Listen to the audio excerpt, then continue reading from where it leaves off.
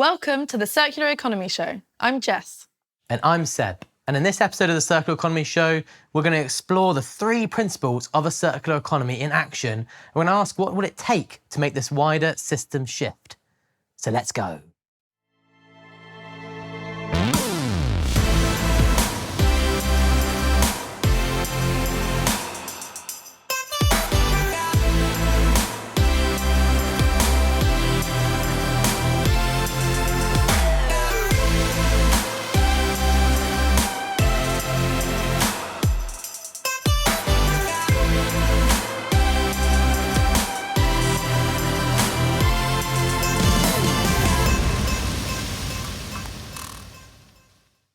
On today's show, I'm heading to BIOHM in London for our latest startup spotlight.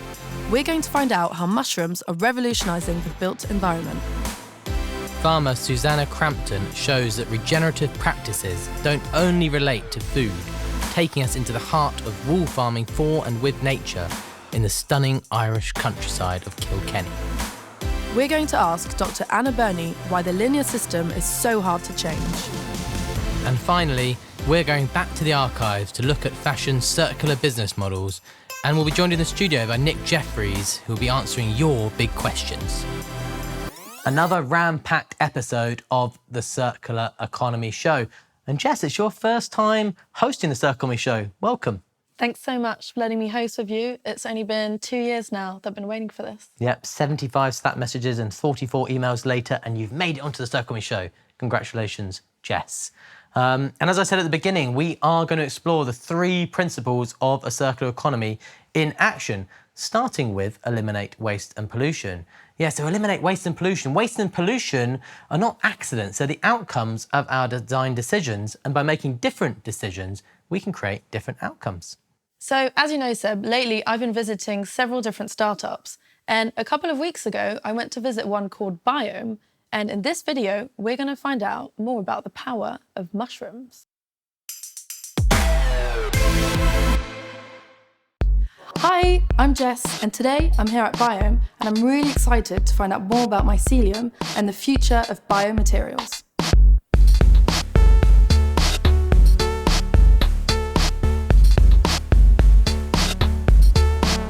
At BIOHM, we develop radical biotechnologies that are suitable for all kinds of industries and sectors. So that covers everything from microorganisms that can create materials that are high-performing and circular to microorganisms that can consume plastic. So it's quite a wide range of technologies. All of our materials and products and biotechnologies are designed with circularity at heart. We are driven by a very simple philosophy to allow nature to lead innovation and only have a positive or regenerative impact on everything we touch. And therefore, everything that we create needs to have a circular, systemic, and holistic approach built into its design.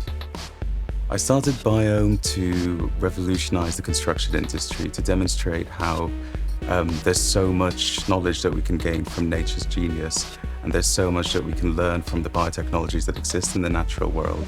I think the built environment is riddled with various issues and challenges.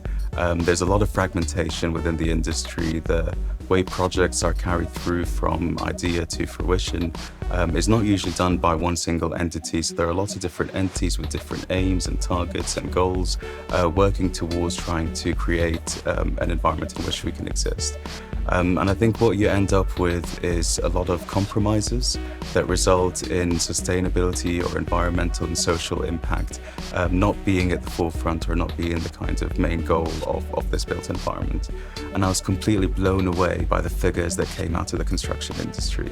Not only was there so much more waste than is being recorded actually being created, but the types of waste being created were extremely hazardous for biological life as well as for human health. So what do BIOHM actually make?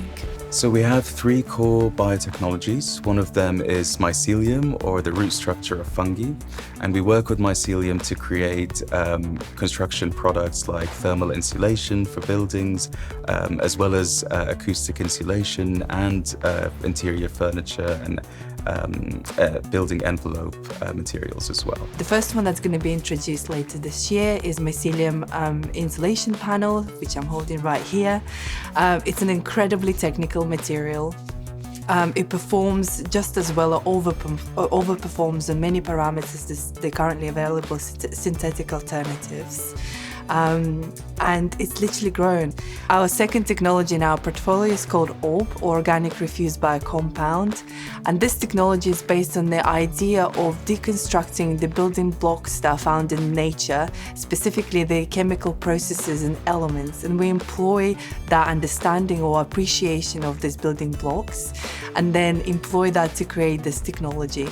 So at the core of this technology is a plant-based binder, and that means we can utilize a variety of agricultural and food waste to create different types of products. What I'm holding is a sample of ORB construction board. So this is food waste bound with ORB binder to create a sheet material that can be an alternative to MDF, plywood, and OSB type of products. We've also developed a construction system known as trihagamy, and trihagamy enables buildings to be deconstructed and reconstructed at any stage of their life.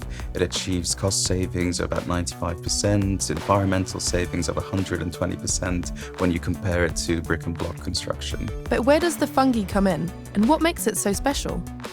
So fungi have been around for 1 billion years. They've been the centre point to this cyclic regeneration of organic matter.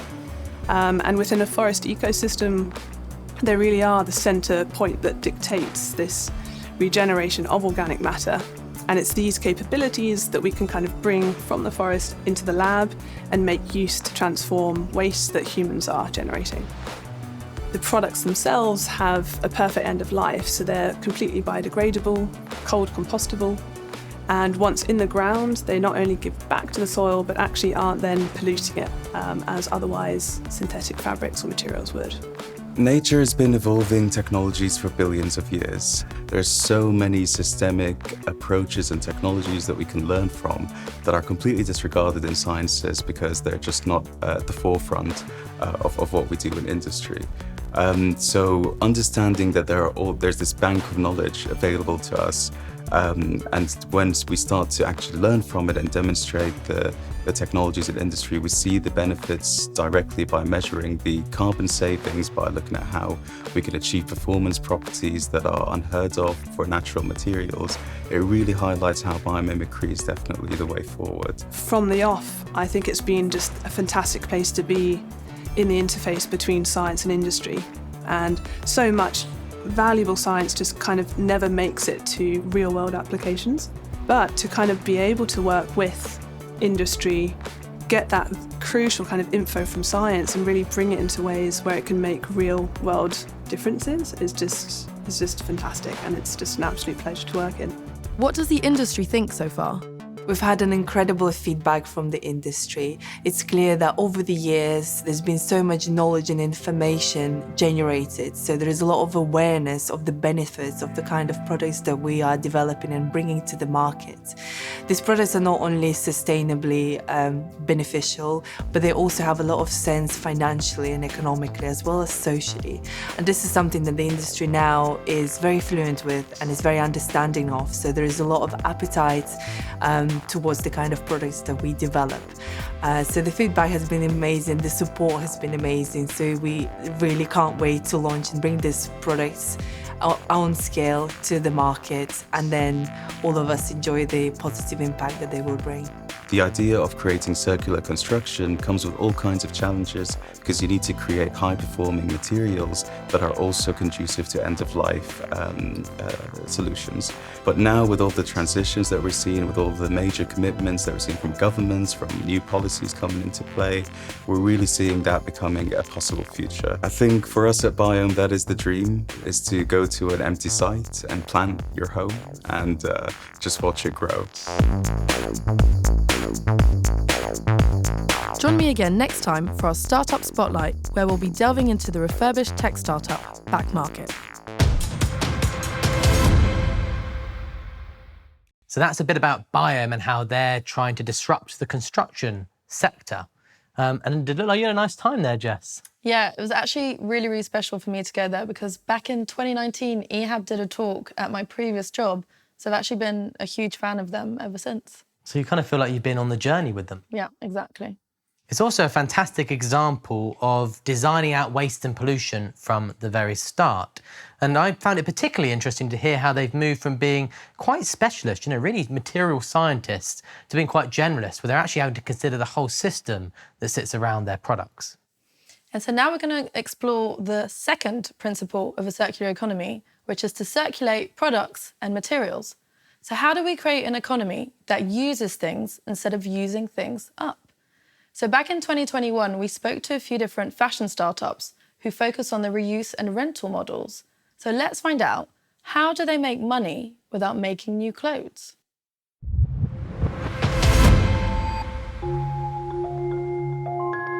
Let's explore some of the innovative startups applying new business models that decouple resource use from revenue growth.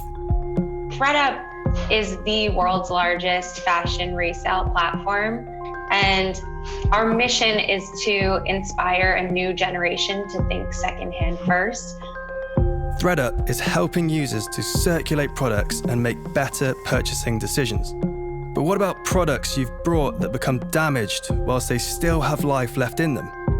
Josephine Phillips, founder of Sojo, is here to tell us more about their repair model. Sojo, well, in a sentence, I would describe Sojo as like a Deliveroo-like service, but for clothing alterations and repairs. And essentially what that means is we connect customers to local seamster businesses through our app and bicycle delivery service so that people can get their clothes fixed or fitted with a few simple clicks. What's enabling these repair, return, and leasing models? There has to be adequate infrastructure in place to facilitate the multiple transactions of clothing between users. And clothing has to be designed to withstand being used more and for longer. The Renewal Workshop works directly with businesses to help them offer circular business models to users. Jeff explains how. The Renewal Workshop exists to help brands become circular. And so really, we're focused on serving our brand partners to help transition their linear business models into circular business models. We do that in a number of ways. First, by helping them to develop the strategy behind switching over to a circular business model, which is incredibly challenging and difficult for a business that has been built for linearity. But then we manage the entire back-end operations for a brand, including all of the processing of the products that they deem as unsellable. So that's just a hint of some of the world of new circular economy business models emerging in the fashion industry. And we actually published a paper on this very topic in 2021. And that paper found that there was a significant opportunity for the fashion sector in adopting these new circular economy business models, including up to a $700 billion economic opportunity, significant competitive advantage for both small and large businesses alike, and a large reduction in greenhouse gas emissions if done in the right way. But of course, many of those benefits are not being realised yet, and that same paper dug into some of the whys and whats of that as well. It found that effectively the quarter-by-quarter sales growth metrics of the industry were a significant incentive to not doing these new economic business models, that the business models like resale and remaking provide significant new design challenges around durability and disassembly, and it's a challenge to reinvent our supply chains completely. We'll put the full paper, the link to the paper, in our show notes in case you want to check it out. And I guess that starts to hint towards some of the challenges that we'll be looking at later when we get to Dr. Anna Birney. But for now, we're going to focus on the third principle of a circular economy, which is to regenerate nature, which was actually the main topic of our February episode. And for those of you who did watch our February episode, you'll have seen the story of Gethelney Farm in Somerset. But of course, regenerative doesn't only apply to food. Let's now go to Ireland to explore an example of a wool farmer called Suzanna Crampton, who's applying regenerative practices to her land.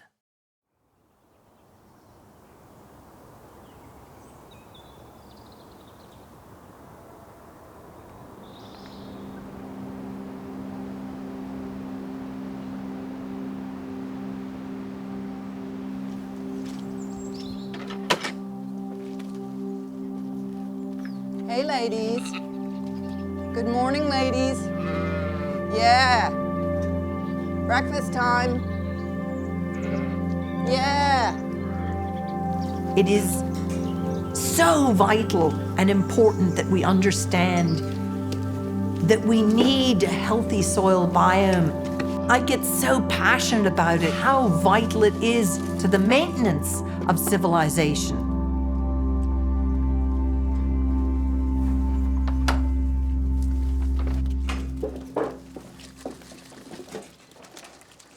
My family started renting this farm and finally bought it in 1850s.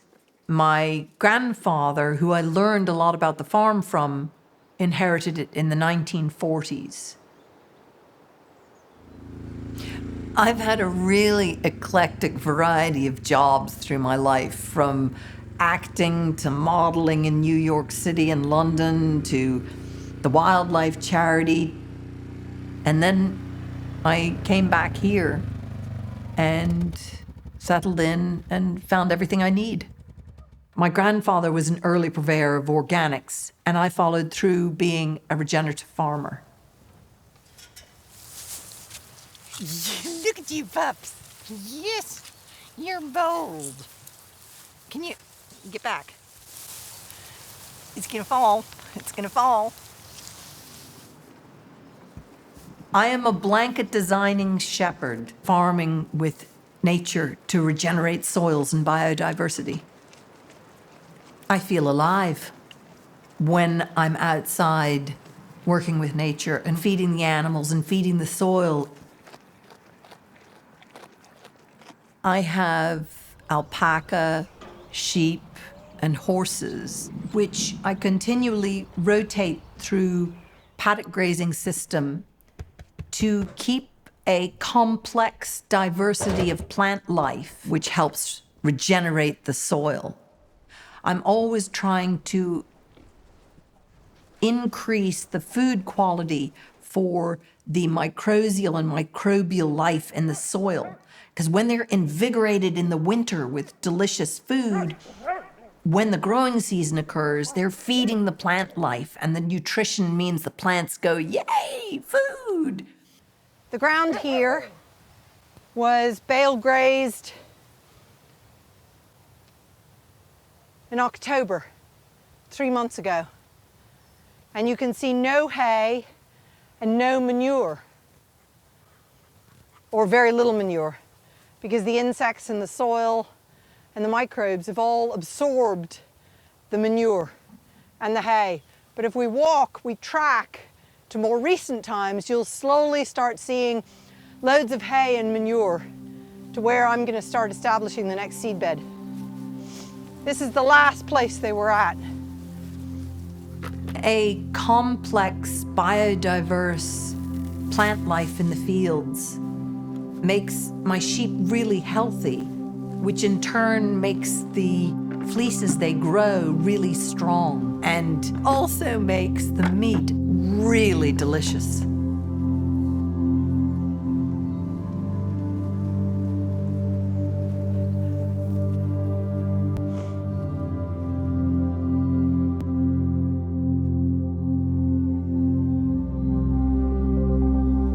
Fibers that are grown from the land and from healthy soil through a regenerative farming practice, it's healthier for the environment, both as you use it to wear it and grow it to when it decomposes back into the soil without the petroleum-based ingredients which degenerate the biological life. A vital aspect to the coming forward and the growing of our civilization is to realize the importance of provenance of the clothing you wear.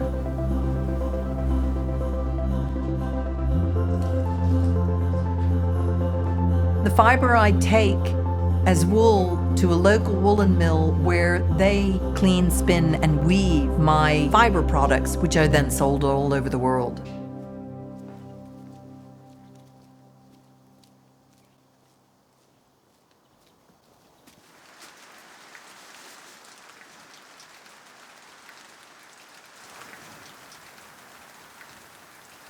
think that's good.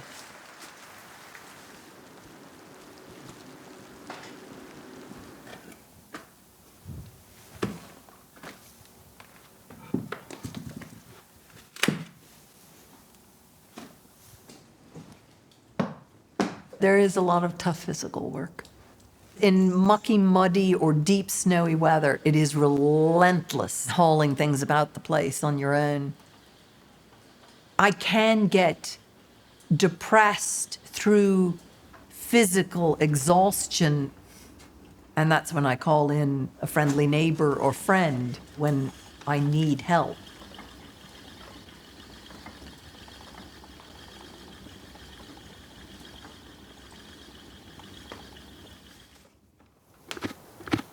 Good girls.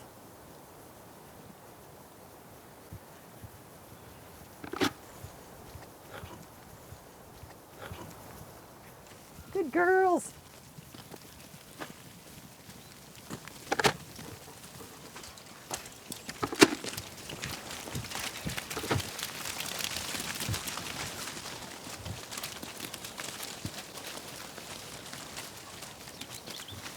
Hey, sweetie. Oh, come here. Gotcha. Brindle, quiet. There we go. Okay. People all over the world love following everything that I'm doing on social media.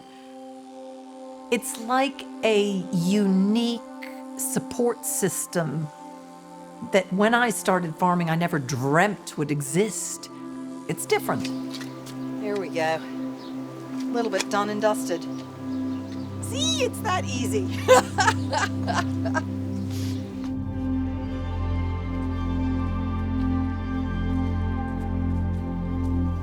Very often I'm purely grateful for where I am and where I live and what I do. My hope is that my passion for this, regenerative farming and the soil, I won't have to be as vocal about it anymore because more people will be taking it up and doing it and farming it and believing in it and earning an income from it and a living from it. It gets its own life out there. And this is why I really feel there's hope for soil, civilization, and the environment in the future. Come on, pups.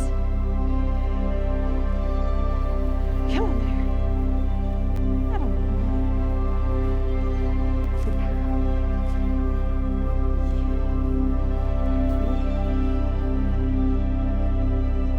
Come on.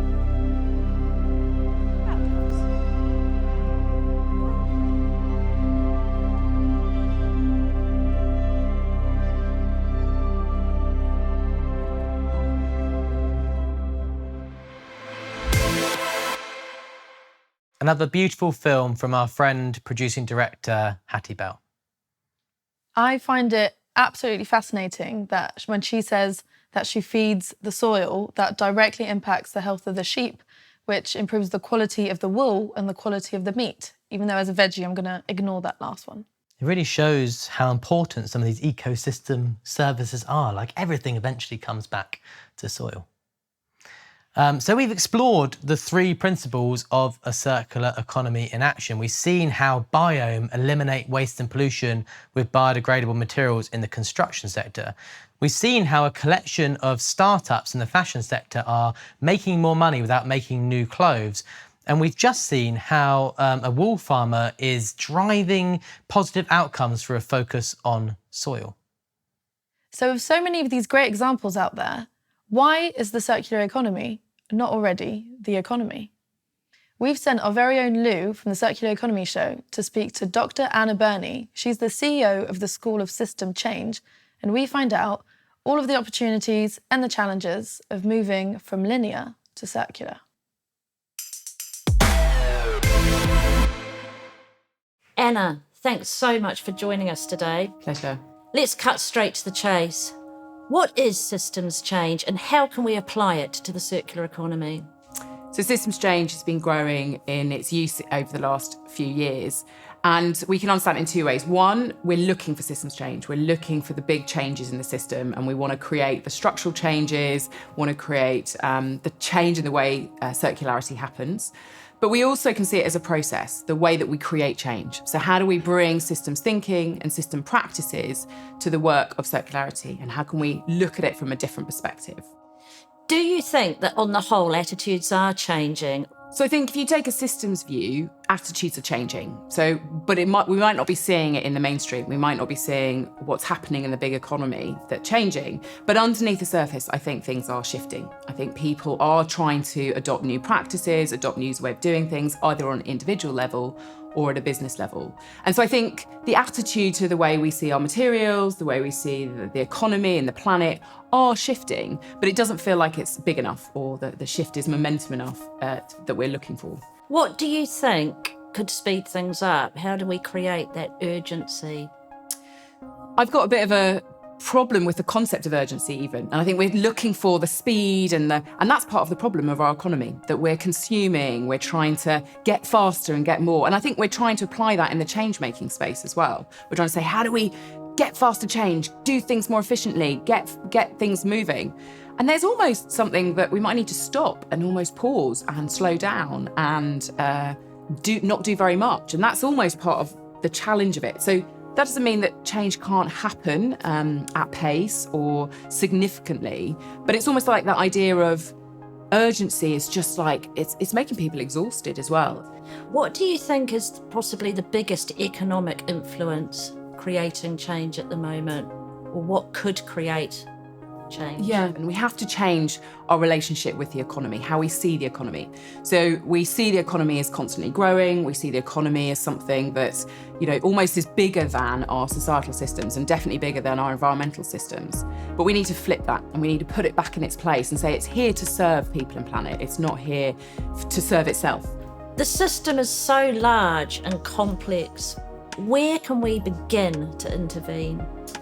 So a systems approach doesn't ask us, there's no one intervention point. It's actually about how do we activate all the intervention points and coordinate them together.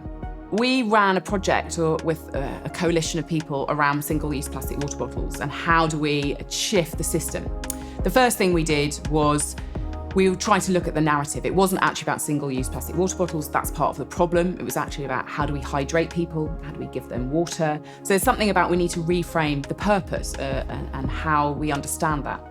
Once we did that, we need to start understanding what is the structure of the system, how might we restructure the system to deliver on a new model. And that was about finding fountains, about helping people change their individual behaviour, galvanising impact around campaigns, getting people to use refillable water bottles.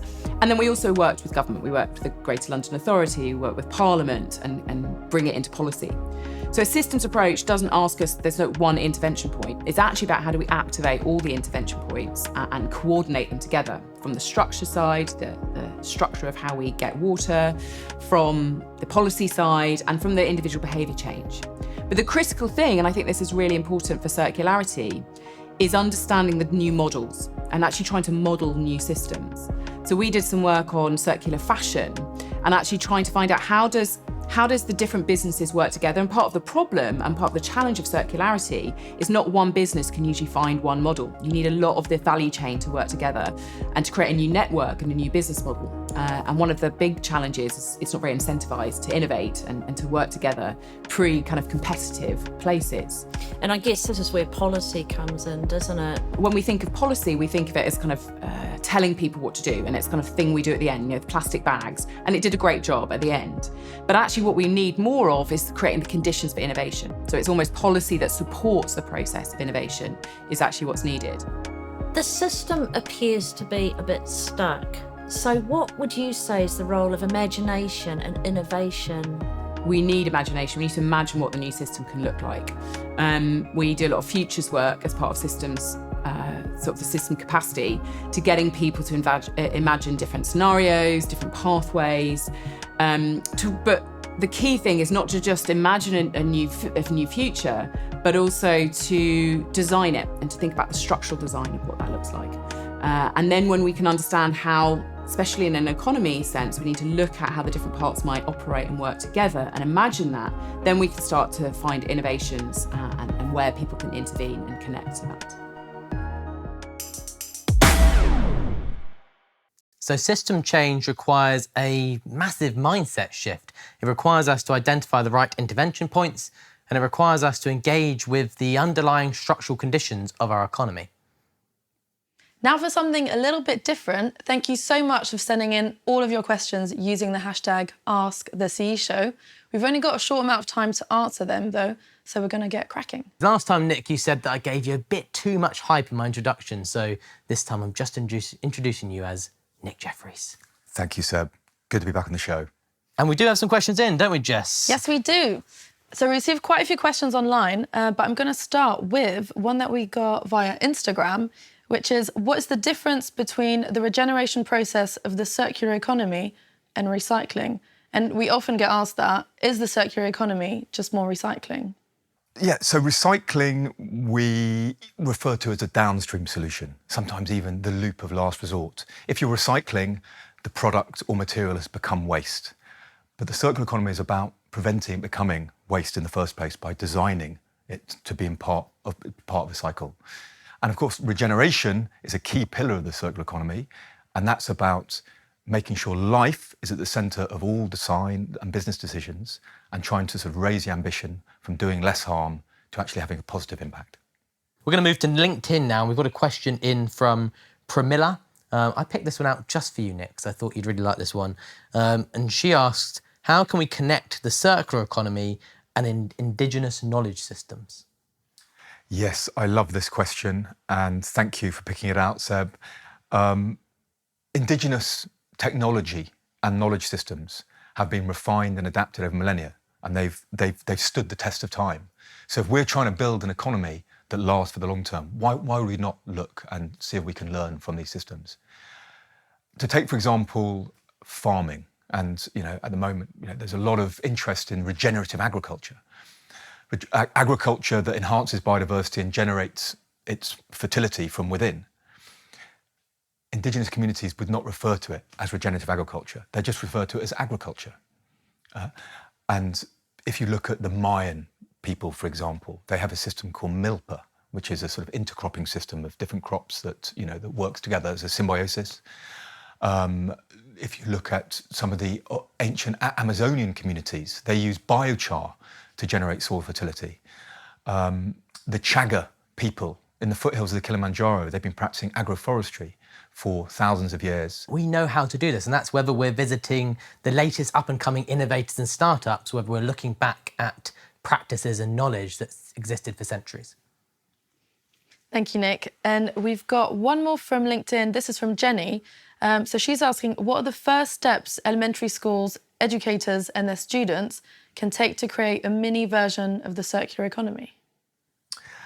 I'm glad we finished with this question. Schools, the future generation. So I'm running a little circular economy course in my 8-year-old son's local school at the moment. It's a course that we've developed with Lego, one of our partners. It's called Build the Change, a future without waste.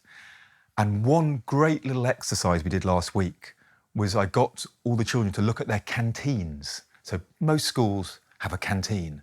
So I asked them to look at all the inflows of resources, the food, the packaging, energy, water going into their canteens. And I asked them, using Lego, to see if they can circularise that a bit. Maybe making connections with things around their school. And they love that exercise, and it could be a lovely starting point on their circular economy journey. And whilst at the foundation we don't do a huge amount of kind of direct engagement with young people, when we do, what we find is that the mindset shift part of a circular economy is really easy for them to understand. And that's not true when we engage with seasoned professionals. That's often the hardest part for them to get their heads around. Well, young people, the ability to reimagine the world is actually not their biggest challenge. Thank you, Nick. And my goodness, those young people getting to do a circular economy course with Nick Jeffries. I'm so jealous that I didn't get that experience as a young person. By the way, if you are an educator or a teacher, you can find a load of lesson plans and resources and content the Foundation has made accessible to educators on our website. And that is it for this episode of the Circular Economy Show. So we've explored the 3 principles of a circular economy in action. We've talked quite a bit actually about systems change, and hopefully we've tackled some of your burning questions. So thank you so much for watching this episode, and be sure to like and to subscribe to our YouTube channel, and then be sure to also click on the little bell button, and then every time we upload an episode, you'll get a notification. And that's also a great place to go to catch up on episodes of the Circular Economy Show that you might have missed. And please do keep sending in your questions using the hashtag AskTheCE Show. That's all for this episode. Thanks for watching. Goodbye.